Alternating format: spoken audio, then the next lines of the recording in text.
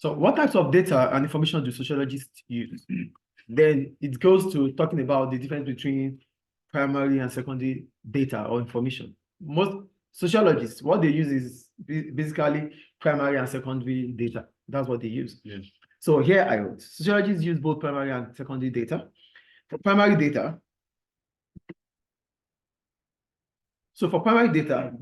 these are information collected by the researcher.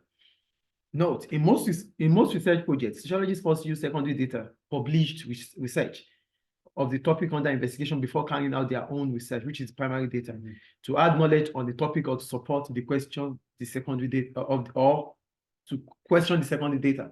So basically, that's why whenever research starts, there's always a literature review. The literature review is about information that has been said or information that has been written about the topic we're about to make a research upon.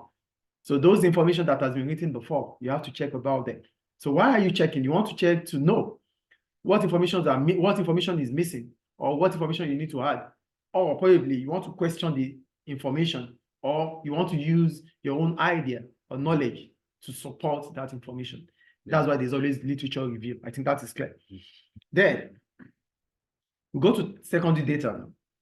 So types of secondary data. For secondary data, we're talking about, okay, for secondary data, basically we're talking about information that has already been written or stated by someone. It's a desk research. So we have different types of desk research. We have one, quantitative data. So for quantitative data, for secondary data, we have quantitative. Basically, when we talk about quantitative data, we're talking about information that can be measured. That is quantitative. So example of quantitative data is official statistics. That's the first one. Yeah. So for official statistics, I wrote, these are numerical data produced by government and official agencies. So we call them official statistics because they are produced by government agencies or organizations. They are from government. Yeah. Okay. So that's an example of quantitative data, which is official statistics. So we have two types of official statistics. We have the hard statistics and the soft statistics. So what makes them differ? For hard statistics, we're talking about statistics that are expected to be accurate, aside that if they are not completed, they are expected to be accurate. So like the birth rate, the death rate, they are supposed to be accurate statistics.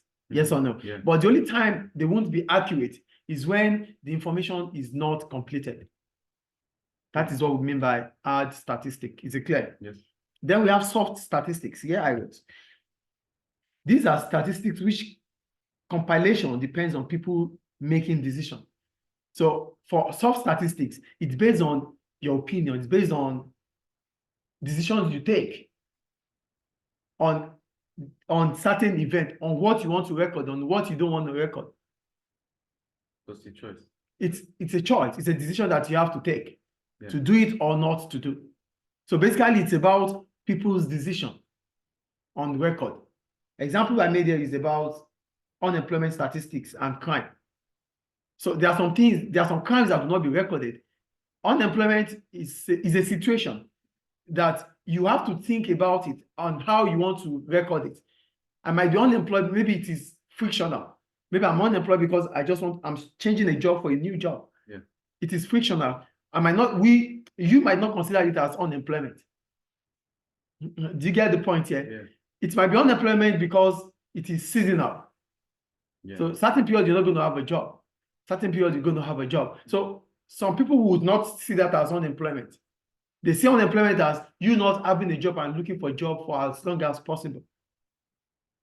Yeah. Do you understand? So this depends on different people, different opinions of people. That's why we call it soft statistics. Is it clear now? Do you understand the difference between soft and hard? Yes. For hard, it is meant to be accurate. It is expected to be accurate.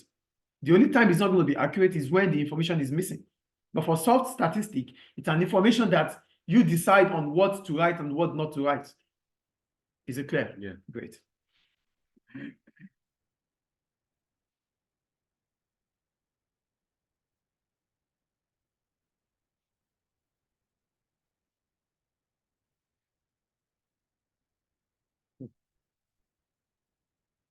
So we'll go to limitations now. We'll go to limitations and strengths. of official statistics. So what are the strengths of official statistics? One, they are readily available as government have already spent more time and resources to compile them. Official statistics are always available. That's why they are secondary. They are quantitative secondary research. They are always available. It's from government. So government has those workers. Government has those resources. Government would have funded it.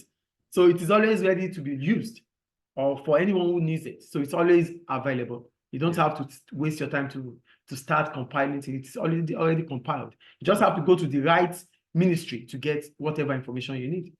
That's an advantage, isn't it? Yeah. So they are likely to be valid, reliable, and representative because they are well planned and organized. It is a government, it is official statistic, like census. You know, these things are things that are planned, organized, coordinated, because this information are needed to carry on policies of the country. Do you understand? So they are already planned, organized, and well arranged. As a result of that, they might be valid, reliable, and representative. To be effective. Do you get that? Yeah. That's the second point. The third advantage of official statistics is that they tend to show changes over time due to its longitudinal style of research. You know what longitudinal research? This is when you have to make a research for a long period of time. And what is the benefit of doing this type of research? The benefit is that it shows you changes that have occurred during the lifetime of people that you are researching upon. It's just like if I have to make a research on you from when you are in grade 1 until grade 12. So I continue to do that research on you. I would have known how changes have come with you, the changes that have occurred and how they really occurred. That is the point I'm making here. Yeah. So it is longitudinal because government has opportunity to sponsor or to be consistent towards that. They're not going to stop because it is part of their structure. Unlike individuals, they might get tired of it because they might lack the funding. Yeah. They might find it not profitable anymore, so they could stop. But government would not stop because it's a project for them. And they have a reason for going or carrying out that project. Do you get it? Yes. So the third advantage is that it is longitudinal. As a result, it shows changes that occur over time. Yeah. Clear. And why they occurred. The fourth point, they allow comparisons to be made such as male and female or between areas of a country. So because it's statistics, you can make comparisons. Because whenever you're making statistics, you would have distinguished between different variables. Yeah. As a result, you'll be able to compare and contrast. If you have to carry on a sensor again, let's use sensor, there will be female, the spot for female, for male, it's always going to be distinguished or differentiated because they need different information for different social group. Yeah. Do you understand? Yeah. Or age group, or either female or female, male or female. Yeah. So that's why it's always it allows comparisons. They're not just going to put them together. They're going to separate them because they need different information. They need different uses for them. Yeah. The fifth one, they help government planning as they can provide information that can be used by policymakers. Like I said already, official statistics, government do not just carry them out. Government, you carry them out because they are important for policymakers. So they want to know the number of females available. They want to know the number of unemployed people. They want to know the numbers of male. They want to know all these things so that they can make provisions for them. That is where resource allocation comes in place. Yeah. But without statistics, without information, without data, then government will not be able to allocate resources. That is the point there. I think it's clear. Yes. So these are the advantages of official statistics. Then the problems of official statistics. One, statistics are socially constructed according to interpretivists, which means they are not objectively realistic, rather formed due to human interaction. So one of the problems about official statistics is that it is socially constructed. It is based on the interaction you have within the environment, human interaction. Structuralist more. Yeah, it is more of structuralist than interpretivist. Yes. So they don't see it as being objective. They see it as being subjective to certain situation. Do you get it? Yeah. So that's the criticism about official statistic because it's a structuralist. Do you know? Yeah. Okay. So the second problem is that statistics are not always complete as they may appear. This may be due to official mistakes or error. Remember, we said when we talk about the hard statistics, we said they are expected to be accurate, right? But if the information is missing, that means it's not going to be accurate. If we want to know the total number of females in this country, and we missed out on certain information from Salman, from Miswata, that means the number of Libyan females will not be accurate. Yeah. So that means most of the time, and you have to put into consideration that when it comes to government parastatals, there's always inefficiency. Yeah. Do you understand? Yes. Because there's no motive to make profit. So because there's always inefficiency based on biasness, based on bureaucracy, based on different situations, there's possibility that mistakes occur. Do you understand? Yeah. So as a result of that, what will you do? It means that most of the time, statistics that we see, the way they look, the way they appear, are not the reality. Do you get the point there? Yeah, that's the third one. Then the fourth one. The fourth one, they might not contain what sociologists may want to know due to its nature. For example, statistics might record divorces, not separation, while sociologists might want to know how many marriage breaks down. So it is statistic. Government has a target. Yes or no? Yeah. So because government has a target, for sociologists has a chosen topic that might relate to government information. But most of the time, government would have done what they have to do based on the society, not an individual perspective. As a result of that, you as a sociologist, what you needed might not be what is given. So it's going to be generalized more. It will be generalized, yes. Yeah. So making an example of divorce. Government might talk about the rate of, like I said, statistics might record divorces. Government statistics might record divorces. But government statistics will not talk about marriages that are separated. Marriages that what? There are marriages, they said divorces, not separation. Why sociologists might want to know more, how many marriages break down. There's a difference between marriage breakdown, which is divorce, and separation. Okay. So when it breaks down, it is recorded, it becomes divorce. Government records divorce. But when we go our separate ways, we don't have records of it. I mean, there is no like papers of you divorce. Yeah, when it breaks down, when marriage breaks down, it breaks down because of certain things, which it could happen to anyone. Yeah. But when it comes to separation, that is divorce. So it will be recorded.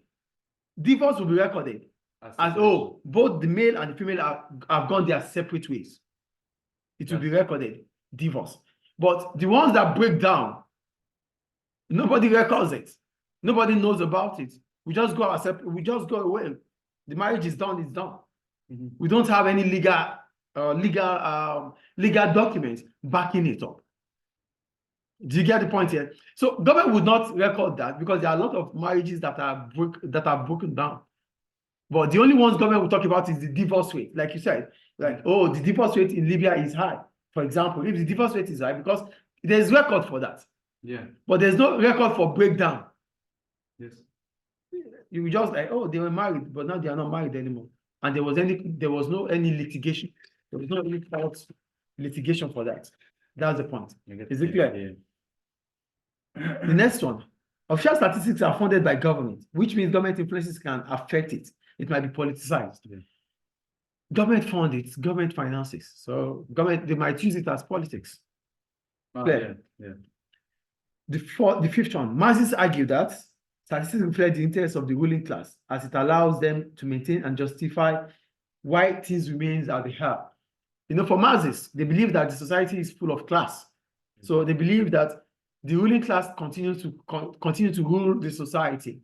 As a result, they come up with data, they come up with information that will justify whatever they do.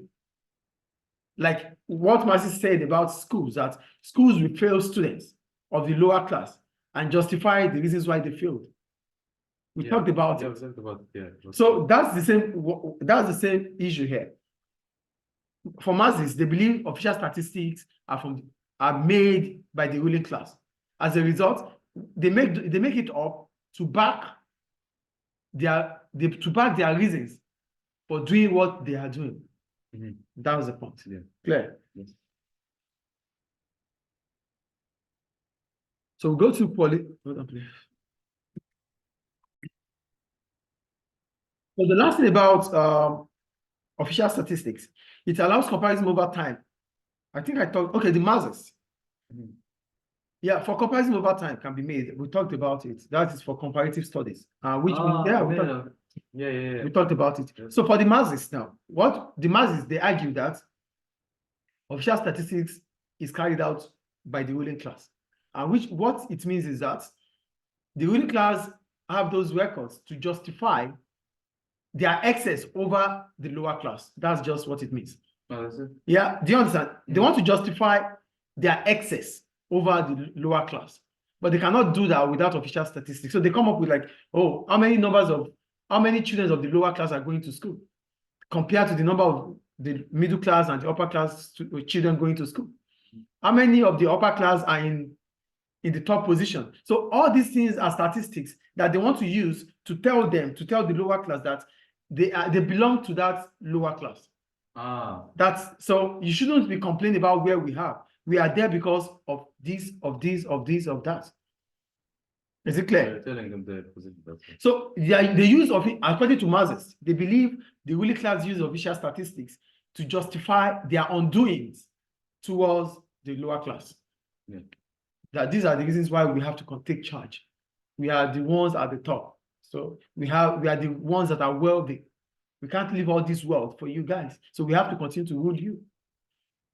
Is it clear? Yeah. So that takes us to non-official statistics. For non-official statistics, I wrote, they are numerical data produced by other organizations, not government. That's why I call it non-official. We call it non-official statistics because these are statistics done too, but they are done by other organizations, not government. That's why we call it non-official statistics. Is it clear? Yeah. So, such as like the policies, like the social actors, like individuals, policy institutions, those are the ones that carry out unofficial statistics. So then we have the qualitative. We have the qualitative and so we have the qualitative data. So for qualitative data, don't worry about the diagrams and the rest, don't worry. For qualitative data, I wrote qualitative secondary data may include historical and personal documents. For unofficial there. For unofficial or non-official. So when I wrote qualitative data can be secondary data, which will include historical and personal. Historical and personal documents. So for personal documents, what are personal documents? We're talking about letters and diaries. These are personal documents. These are documents of individuals, like your own letters that you write, things you write, the events that happened with you that you put on the diary. These are personal accounts. Yeah. Then we have the historical documents. These are a wide range of documents from the past that are used as source of information by sociologists. These are documents from the past that have been written by maybe organizations or the West that we are using as a base of our research. That's historical.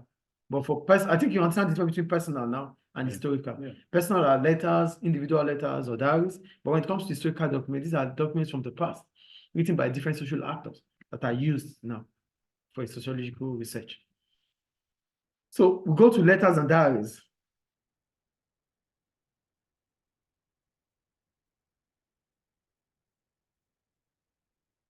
Let's forget about the graphs and the rest. It's just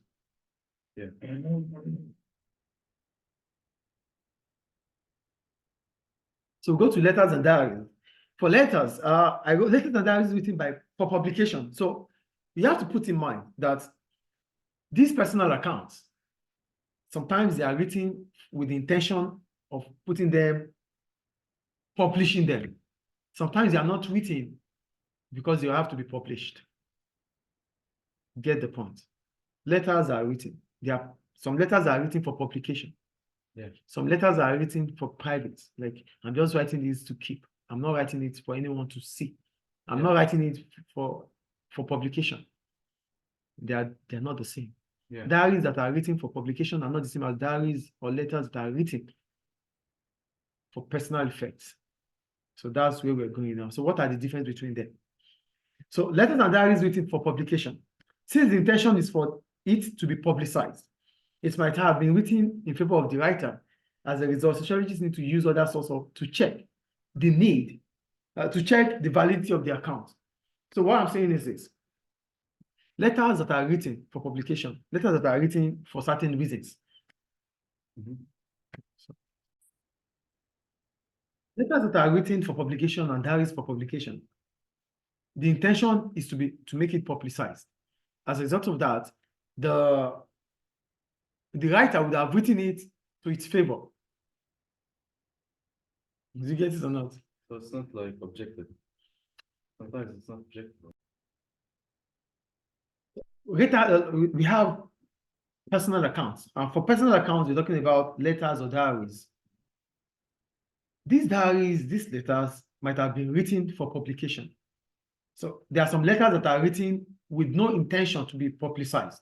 So I've written this letter, I've written this diary for my own private use. I don't want anyone to see it. I don't want it to be publicized. So there are differences between these two things. Letters and diaries that have been written for publication would have more favor to the writer. The writer, you wouldn't write anything against yourself. Will you write anything against yourself? No. No. So basically, letters that have been written for publication, they might not publicize them now. They might be written to be publicized at a later date. But that individual, the writer, would have written it into its favor.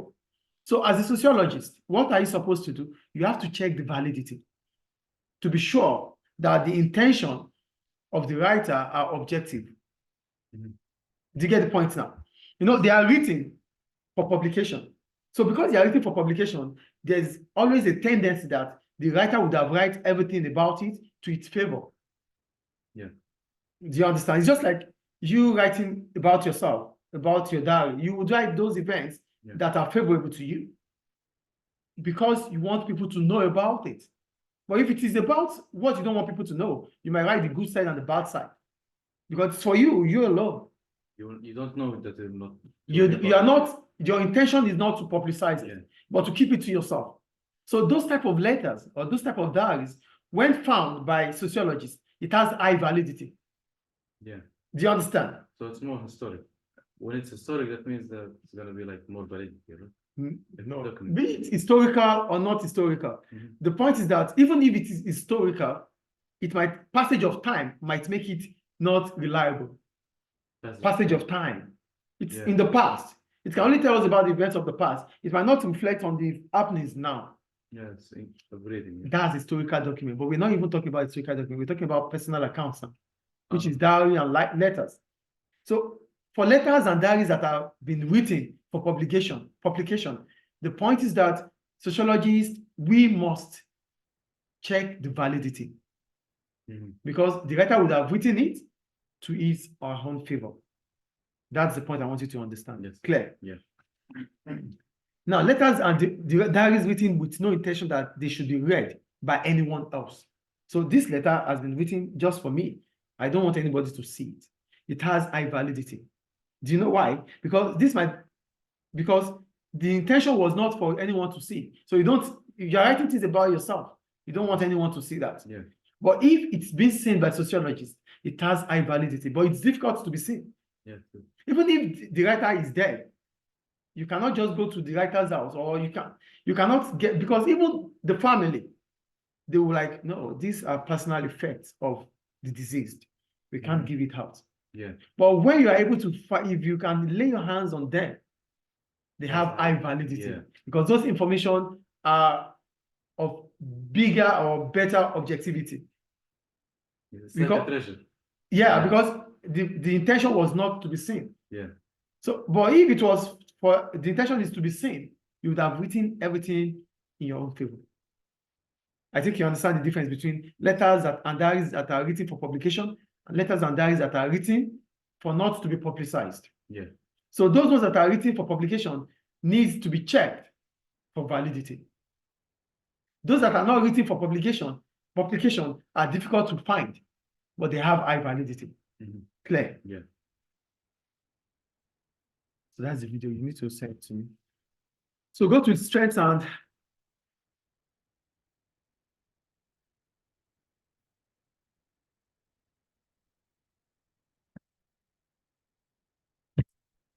okay.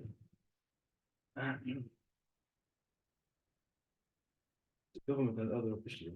Yeah, so we'll go to strengths now. Strength and limitations of qualitative secondary data. Are you there? Yeah. All right. First, for qualitative secondary data such as letters, the strengths are one, they may have high validity, especially if they are not written for publication. Yeah. Yeah. Two, they offer first hand. They are first hand. You're getting, it's a letter written by you. I'm getting it from you. Oh, yeah. So it's first hand. Yeah. Three, they provide details that might be missing in statistical sources. Yes, there are details that you would never find in official statistics. You can't. Yes. I think it's clear. Because official statistics comes with different generation of generating different sources. But this one is written by you. Like a person. Yeah, so it's not going to be the same as official statistics. Yeah. Then we go to the problems of of quantitative data or letters anyway. One, they may be unrepresentative. It is personal. So it does not represent the view of the whole. If it cannot even represent the view of your family. Your personal letter of your personal diary cannot represent your family. Not talk about the view of what? Only individual. Individual. So it does not represent, it's not representative. Yes. So they need to be checked against other sources, especially if they are written for publication. Yeah, check it. And also if it is written for without the intention of it being publicized, you need to check. Because sometimes an individual might try things based on his emotion. Do you understand? Yes. They may be biased. They may represent the emotional state of the writer at that time. That's Do you understand? Check it, yeah. So that's why it needs to be checked. So we go to media contents.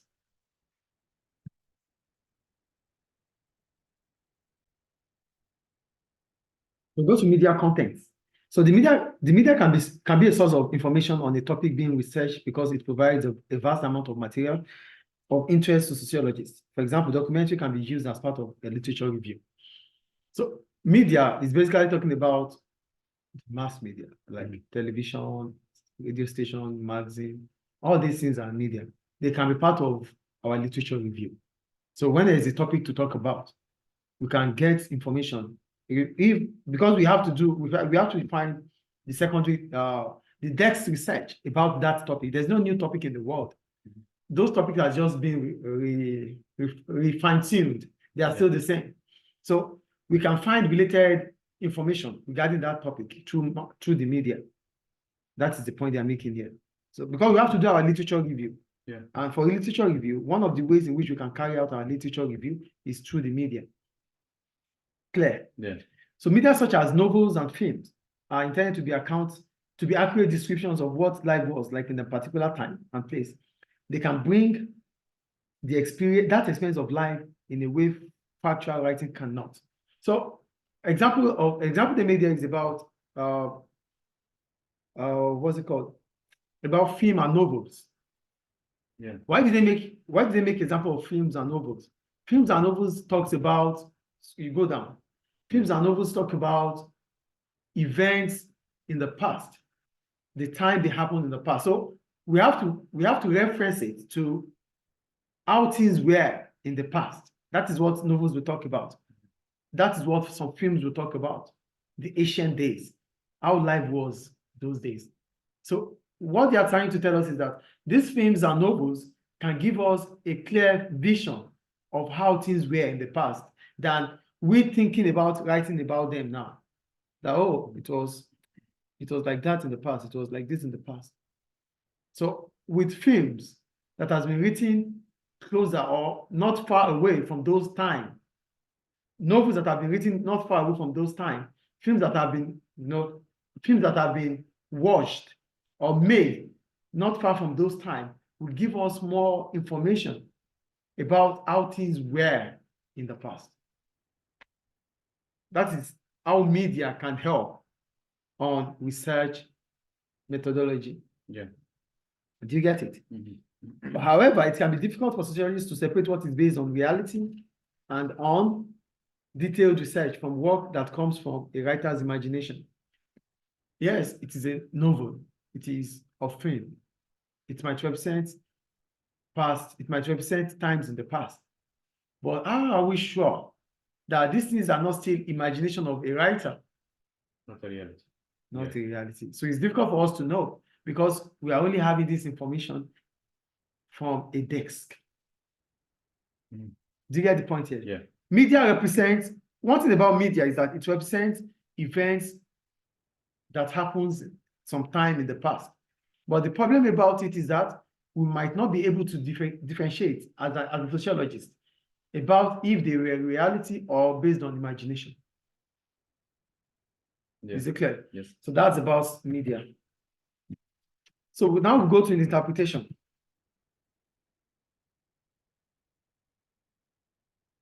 The interpretation now. Yeah, the interpretation and interpreting and evaluating evidence from qualitative sources.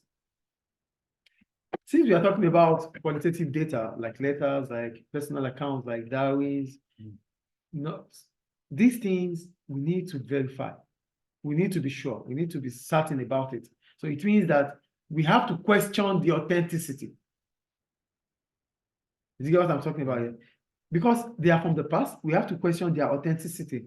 To question it is to question their validity. So what are those things we have to do? As sociologists, there are some questions we have to ask ourselves. One, who produced the source? This understands the point of view of those that are promoted, especially for historical source. Who are those that write these things up? Who are they promoting? Are they the middle class, the upper class? Because most of the time, notes are from the middle class and the upper class, the ruling class, not from the lower class. They don't even have the luxury to have the opportunity to write things, to record things. As a result, it might not represent them. It might be based on the subjectivity of the middle class or the lower upper class. Like Matrix said.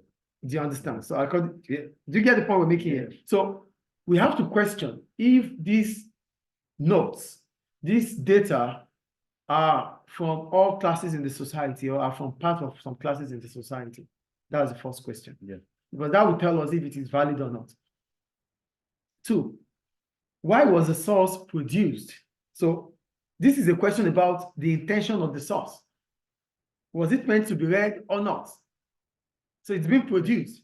What is the intention of the source? Why is it being produced? What is the source? Is it written to be produced or written to be kept? If it was written to be produced, then you need to check the validity. But if it was written to be kept, then it is invalid. But you need to check it anyways. Yeah, anyways, you need to. But the tendency is high that it will be more valid than the one that has the intention to be publicized. Yeah. You get the second one there? Yes.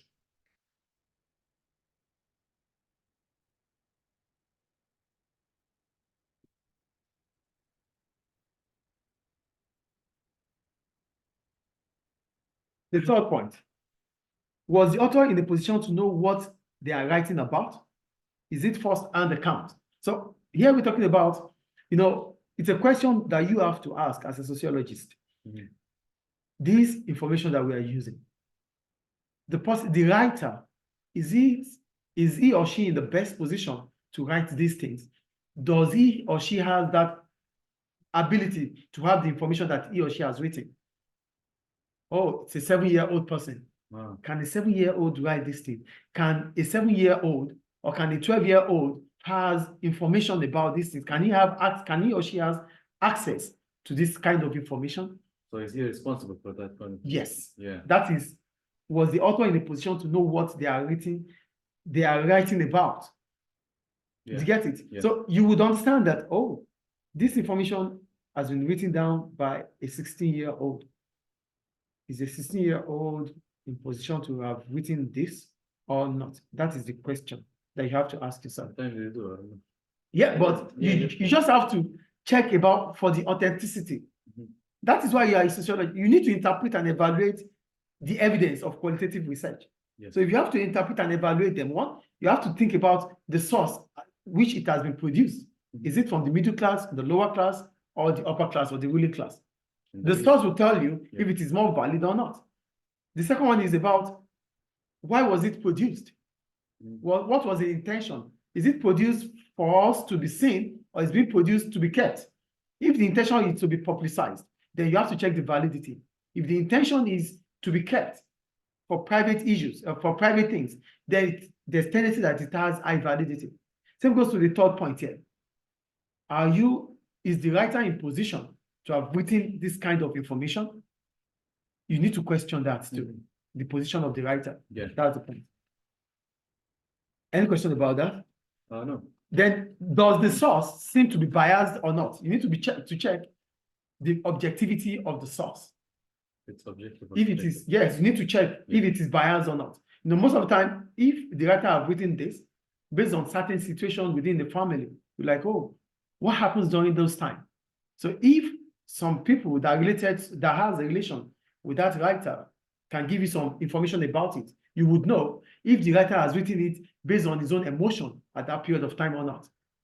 Because if you have written things based on how emotional you felt at that time, it might be biased. Do you get the point I'm making here? If you have written it based on your emotions, it will be biased. Yeah. Does this seem to be typical of this kind of social actor? So when we talk about social actors, we are talking about individuals, groups of people, organizations, or institutions with representativeness in a certain society. We call them social actors because they represent the society as individuals. They represent the society as a group of people. They represent the society as organizations or institutions. Yeah. So whatever they've written, is it in line with those group of people? Is it in line with this individual? Is it in line with these organizations or not? Representing that, yeah. Yes, that is the point. Is it clear? Yes. Then the next question is, are there other sources that agree or conflict with the source? As a sociologist, you need to check other knowledge too. So we call them think tank.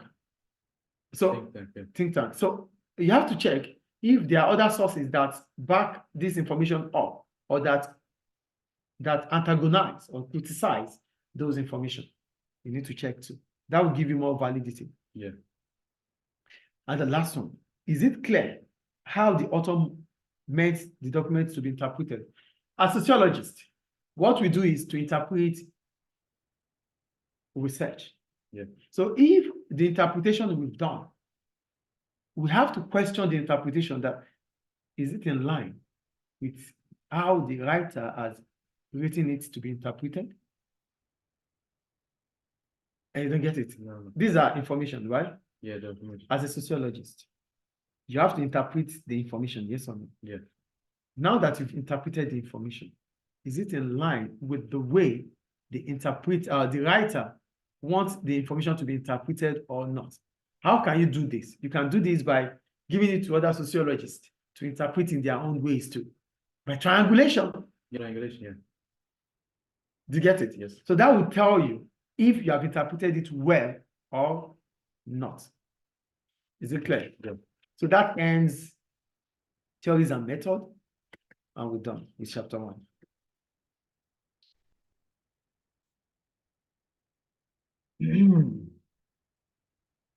Oh my